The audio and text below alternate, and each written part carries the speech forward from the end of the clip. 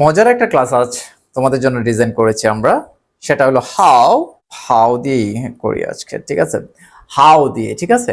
How দিয়ে আসলে কিভাবে তুমি খুব সহজে ফ্রেজ তৈরি করতে পারবা এটা আমরা লিখেছি, এবং এটাকে বড় সেন্টেন্স কিভাবে বানাইবা সেটাও কিন্তু আমরা লিখেছি এবং দিয়েছি। সো আমরা এখন একসাথে চর্চা করব।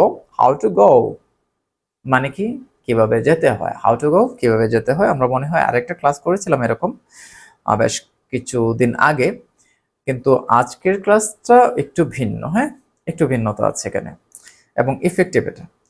হাউ টু গো মানে কি, কিভাবে যেতে হয়। হাউ টু রাইট কিভাবে লিখতে হয়। হাউ টু ডু কিভাবে করতে হয়। হাউ টু সুইম কিভাবে সাঁতার কাটতে হয়। হাউ টু রান কিভাবে দৌড়াতে হয়। হাউ টু ওয়্যার, টুটা এখানে মিসিং হয়ে গেছে। হাউ টু ওয়্যার মানে কিভাবে পরিধান করতে হয়। হাউ টু লক কিভাবে লক করতে হয় বা কি বলে তালা লাগাতে হয়। হাউ টু রিচ কিভাবে পৌঁছাতে হয়। আচ্ছা, এখন তুমি লক্ষ্য করো আমরা ডান পাশে যেটা লিখেছে I know, you know, they know ইত্যাদি দিয়ে আমরা প্র্যাকটিসটা করব। I know how to swim, আমি জানি কিভাবে সাঁতার কাটতে হয়। I know how to swim. প্রথম আমরা বলছি হাউ টু গো কিভাবে যাইতে হয়, এখন বলছে I know how to swim, আমি জানি কিভাবে সাঁতার কাটতে হয়। আরো you know how to do, তুমি জানো কিভাবে করতে হয়। They know how to lock, they know তারা জানে কিভাবে লক করতে হয়। তারপরে তুমি যদি এখানে আই দিয়ে প্রতিটা সেন্টেন্স তৈরি করো তাহলে এভাবে করতে পারবে যে I know how to go, I know how to write, I know how to do, I know how to swim, I know how to run, I know how to wear, I know how to lock, I know how to reach. তারপর you দিয়ে যদি করো you know how to go, you know how to write, you know how to do. তারপরে they দিয়ে একইভাবে they know how to go, they know how to right, they know how to do, they know how to swim. একইভাবে we দিয়ে we know how to go, we know how to ride, we know how to do, we know how to swim, we know how to run, we know how to wear, we know how to log, we know how to reach. আমরা জানি কিভাবে rich করতে হয় বা পৌঁছাতে হয়। এখন হিসি ইট রিমা যে আমরা পড়েছিলাম আগে, মনে আছে? হিসি ইট রিমা থাকলে কি হয়? এস বাই এস হয়, ডাজ হয়, হ্যাঁ, হ্যাভ হ্যাজ হয়, না সরি হ্যাজ হয়। তো এখানে আমরা এস বাই এস দিয়ে দেব, তাহলে কি হবে? হি শি ইট রিমা, তাহলে রিমার স্থলে আছে সেলিম, তারপরে হি শি তো আছে, ইট আমরা দেই নাই।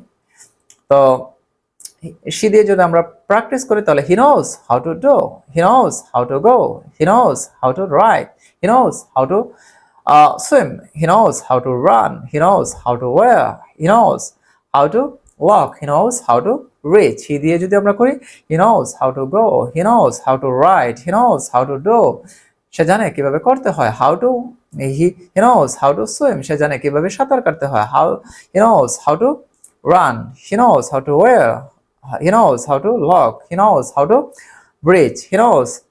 তারপরে সেলিম knows, তো Selim knows how to go, Salim knows how to ride, Salim knows how to do, Salim knows how to swim, Salim knows how to run, Salim knows how to wear, Salim knows how to lock, Salim knows how to reach.